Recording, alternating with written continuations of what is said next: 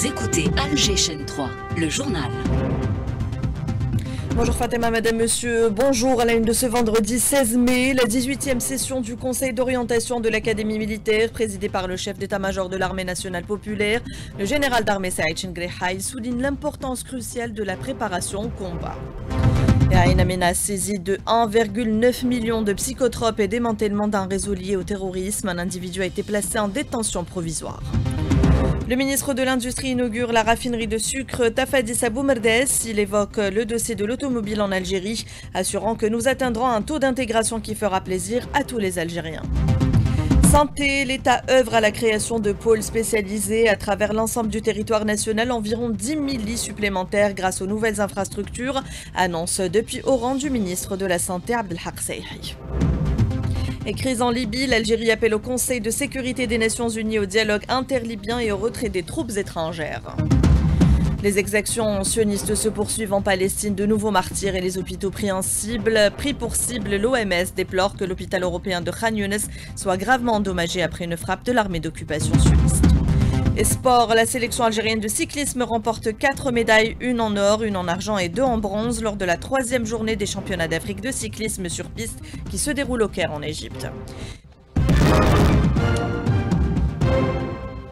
Bonjour à toutes et à tous. Le général d'armée Saïd Chengrehai, ministre délégué auprès du ministre de la Défense nationale, chef d'état-major de l'armée nationale populaire, a présidé hier les travaux de la 18e session du Conseil d'orientation de l'école supérieure de guerre. Le général d'armée Saïd Chengrehai a prononcé une allocution d'orientation à travers laquelle il a souligné que le haut commandement de l'armée nationale populaire accorde une grande importance à la préparation au combat à travers l'intensification des exercices reposant sur des scénarios proches de la réalité et à ancrer chez le personnel la capacité de réaction rapide face aux mutations et aux situations émergentes. On écoute le général d'armée Saïd Chengrehai.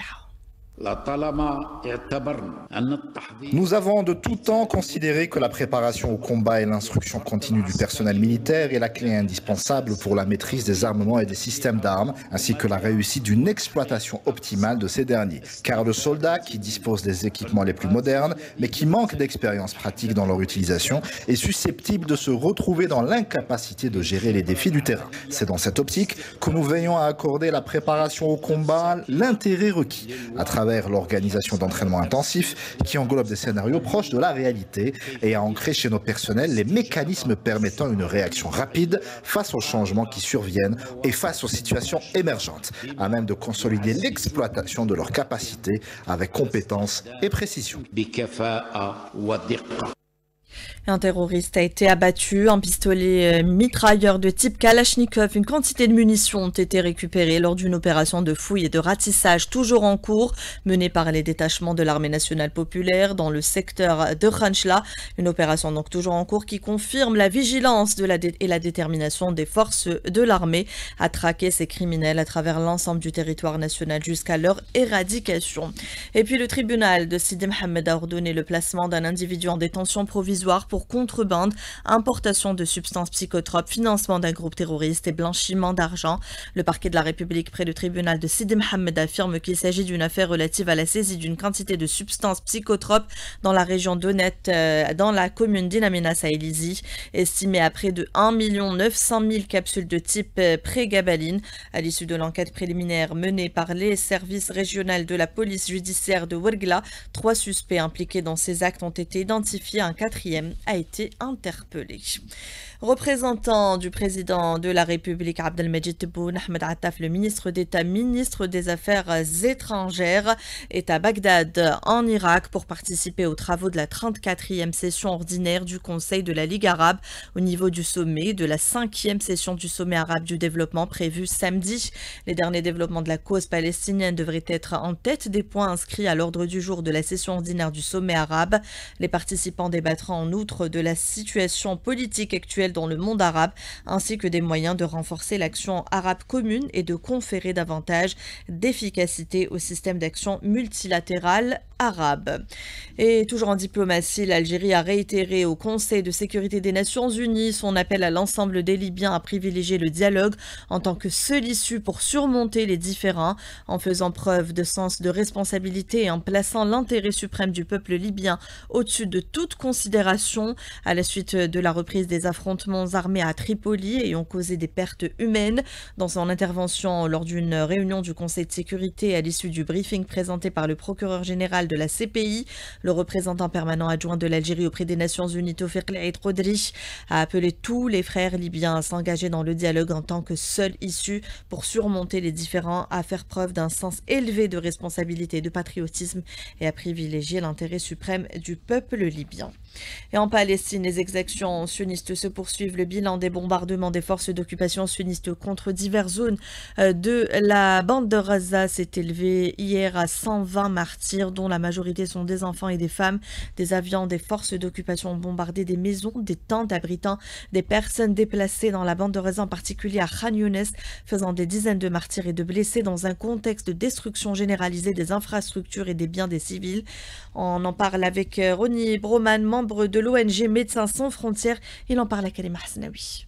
D'une part, on continue les bombardements, les massacres, la boucherie se poursuit au quotidien. Et par ailleurs, on remanie l'aide, on en prend le contrôle, enfin les Israéliens en prennent le contrôle pour mieux l'asservir à leurs objectifs de déportation et au départ de contrôle de population. Donc la bande de Gaza est divisée en secteurs, chaque famille va recevoir un numéro, je ne sais pas, un QR code, quelque chose qui permet de l'identifier, et des distributions seront faites tous les 15 jours à un certain nombre de familles identifiées. D'autres ne se recevront rien, probablement parce qu'elles sont punies par les Israéliens. Le contrôle de l'aide au service de l'occupation, puis au service de l'expulsion, voilà ce qui est à l'ordre du jour. Et puis l'OMS déplore la fermeture de l'hôpital européen de Khan Younes après les attaques récentes de l'armée d'occupation sioniste qui mettent encore plus à rude épreuve un système de santé déjà débordé. Le chef de l'Organisation mondiale de la santé a déclaré sur X que l'hôpital européen de Khan Younes, gravement endommagé, est inaccessible, il n'est plus fonctionnel, ajoutant qu'une équipe de l'OMS avait évacué le personnel médical d'urgence qui se trouvait sur place pendant l'attaque. Et puis le collectif des défenseurs sahraouis des droits de l'homme affiche sa solidarité pleine et inconditionnelle qu'Odessa avec le président de l'association marocaine des droits humains, Aziz Ghali, victime d'un harcèlement judiciaire et d'une campagne de diffamation acharnée orchestrée par des médias pro-gouvernementaux marocains. Aziz Ghali est à son énième convocation ces derniers mois. Depuis décembre dernier, le président de l'AMDH, qui s'apprête à passer le flambeau, est dans la tourmente en raison de ses prises de position en faveur de l'autodétermination du peuple sahraoui et pour avoir refusé de faire l'impasse sur les violations commises par le Maroc dans les territoires sahraouis occupés. Ce défenseur marocain des droits humains dénonce régulièrement les entraves à la liberté d'expression et de rassemblement imposées aux militants sahraouis dans les territoires occupés. Mani Hamdi Yahya, membre du CODESA, il est contacté par Kalima Hasnaoui. On l'écoute. Nous exprimons par ce communiqué notre solidarité pleine et inconditionnelle avec M. Aziz Ghali, président de l'Association marocaine des droits humains. Cette personne respectueuse, qui est dernièrement victime de harcèlement et de diffamation, il a été convoqué devant des tribunaux marocains seulement parce que c'est une personne honnête. Il a le courage de dire la vérité, il a le courage de prendre des positions qui sont légales contre des positions du régime marocain. Donc c'est pour cela il est victime de ce harcèlement et de cette diffamation et de ces intimidations continues il y a quelques mois. C'est pas une première. Ce régime répressif, comme il réprime et il bloque les Sahraouis, il bloque aussi les voies libres marocaines. Et direction l'Italie à présent, où Mohamed Arkab, le ministre de l'énergie, participe ce vendredi et samedi à Sorrente en Italie à la 4e édition du Forum international vers le Sud, la stratégie européenne pour une nouvelle saison géopolitique, économique et socio-culturelle en Méditerranée. La participation du ministre d'État, ministre de l'énergie et des mines des énergies renouvelables à ce forum organisé sous le haut patronage du gouvernement italien intervient à l'invitation de The European House Arbor City. Mohamed Mohamed Arkab sera accompagné d'une délégation de haut niveau composée notamment du président directeur général de la Sonatrach et du président directeur général de la Sonelgaz, ainsi que de plusieurs cadres du secteur. Lors de ce forum, Arkab participera à une session de haut niveau intitulée « Le rôle stratégique de la Méditerranée dans le processus de transition énergétique mondiale, réalisation et stratégie ». Il présentera la vision de l'Algérie en matière de transition énergétique dans la perspective du développement durable. Il mettra également en exergue la position de l'Algérie en tant que partenaire fiable dans la garantie de la sécurité énergétique régionale. Et en visite de travail et d'inspection hier à Oran, le ministre de la Santé a inauguré l'établissement hospitalier spécialisé en urgence médico-chirurgicale à Mahmoudi Mohamed, à Oued Tielet et de l'hôpital Al-Karma. Le secteur de la santé bénéficiera grâce aux nouvelles infrastructures d'environ 10 000 lits supplémentaires à travers le pays, en plus d'équipements médicaux de haut niveau. C'est ce qu'a déclaré le ministre de la Santé. Le ministre de la Santé, on l'écoute au micro de notre correspondant en rang, Mohamed Hamza Belmadani. Créer déjà un hôpital chirurgique pédiatrique enfant à Maalma, 120 lits. Et on va être aussi à Oran et à Constantine et à Annaba. Donc on va voir un peu partout. On a enregistré un retard dans la prise en charge de l'enfant sur le plan de la chirurgie cardiaque. Et maintenant on est sur un projet qui va être un peu partout. Bon, bien sûr, on va créer un réseau de formation surtout, à partir d'Alger pour les différents centres. Et je pense que c'est très bien. Notre système s'améliore et de plus en plus, plusieurs pathologies sont prises en charge. Et d'Oran, direction Boumerdes, où la raffinerie de sucre Tafadis a été relancée, dotée d'une capacité de production de 2000 tonnes par jour de sucre sous différentes formes et portée par un investissement de 34 milliards de dinars. Cette infrastructure d'envergure se veut un levier stratégique pour l'industrie nationale, nous dit Maïssa Smaïl dans ce sujet.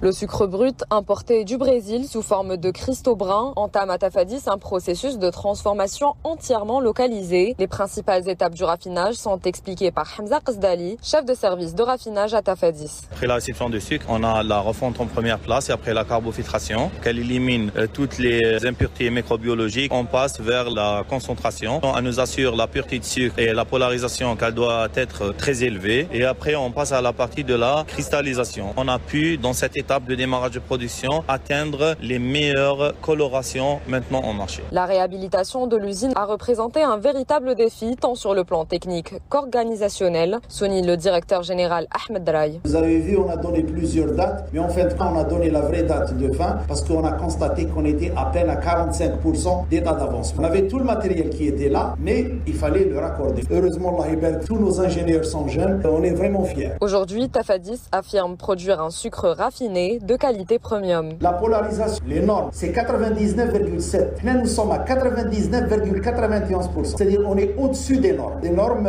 européennes, mondiales. C'est un sucre presque parfait. Mais l'ambition de l'entreprise dépasse le cadre national. Tafadis vise également les marchés étrangers. On compte sur l'ouverture de l'exportation de ce produit qui est très concurrentiel que les marchés européens, les marchés africains. Tafadis, filiale du groupe public Madal Holding, mise également sur un tournant stratégique, produire un sucre 100% algérien grâce à la relance de la culture de la betterave sucrière dans la wilaya de Ouergla, une ambition qui s'inscrit pleinement dans la dynamique de souveraineté alimentaire. Et à l'occasion de cette inauguration, le ministre de l'Industrie, Sifi Gharieb, a évoqué le dossier de l'automobile en Algérie, assurant que nous atteindrons un taux d'intégration qui fera plaisir à tous les Algériens. Je vous propose de l'écouter, toujours au micro de Maïssa Smaïl. Nous avançons dans le dossier de l'automobile de manière discrète mais avec une approche scientifique et rigoureuse. Nous satisferons tous les Algériens grâce au taux d'intégration que nous mettrons en place. Nous sommes conscients des préoccupations des citoyens et nous leur assurons que les résultats seront visibles sur le terrain. Dans ce cadre, une rencontre se tiendra pour la première fois ce samedi avec les opérateurs du secteur des pièces de rechange en association avec le ministère de la Défense en vue d'approuver le tableau des taux d'intégration. Il s'agit d'une première en Algérie. Et dans le cadre de la célébration de la Journée internationale du vivre ensemble en paix, initiative de l'Algérie inspirée de son histoire, de ses principes, et tendant à promouvoir les valeurs de paix, de réconciliation et de tolérance au sein de chaque société et entre les nations, une troupe de Corps des Alpes suisse a donné un récital pour le partage et la découverte au Théâtre national Mahidine Bechtarzi, le compte-rendu de Sidali Fares. Le Corps des Alpes est un instrument de musique à vent en bois de la famille des cuivres. Il était utilisé initialement pour communiquer à distance en montagne. Monsieur Henri de la Fontaine, joueur du Corps des Alpes. À l'origine, c'était les bergers pour communiquer entre deux vallées, entre deux chalets d'alpage, se parlaient avec le Corps des Alpes et annonçaient une bonne ou une mauvaise nouvelle. Qu'est-ce que vous avez présenté au Théâtre national algérien? On a joué des pièces en blues, en tango et autrement des pièces traditionnelles. Oui. On a un répertoire assez large entre certaines pièces traditionnelles, folkloriques, certaines pièces des danses. Malgré la pluie, le public était présent pour découvrir la troupe suisse. C'était trop bien. On aurait aimé qu'on barra. C'est une nouveauté pour nous, c'est magnifique, on découvre. C'est un instrument peu connu, c'est une culture qu'on vient de découvrir ici au Théâtre national. Ça fait plaisir d'écouter cette musique. La troupe suisse donne rendez-vous aux habitants de Annaba le samedi 17 mai pour apprécier leur musique jouée avec le Corps des Alpes. Et on termine avec du sport cyclisme, le championnat d'Afrique sur piste en Égypte avec la sélection nationale qui décroche 4 nouvelles médailles, une en or, une en argent et 2 en bronze lors de la 4e journée du championnat d'Afrique. Et en football, le CS Constantine s'est imposé 1-0 en déplacement face à l'Entente de Sétif en match de mise à jour de la 21e journée du championnat de Ligue 1 et début aujourd'hui de la 26e journée avec 2 matchs au programme à 16h30, le MC Oran, le NC Magra et l'Olympique Arbo qui accueille l'USM Khenchla. Toute l'information sportive vous sera détaillée par Rostomi Hichrif dans Matin Sport juste après ce journal. Merci de nous avoir suivis. Le journal a été réalisé par Sidali Djilali. Merci à tous pour votre fidélité. Très belle suite des programmes sur Alger Chaîne 3.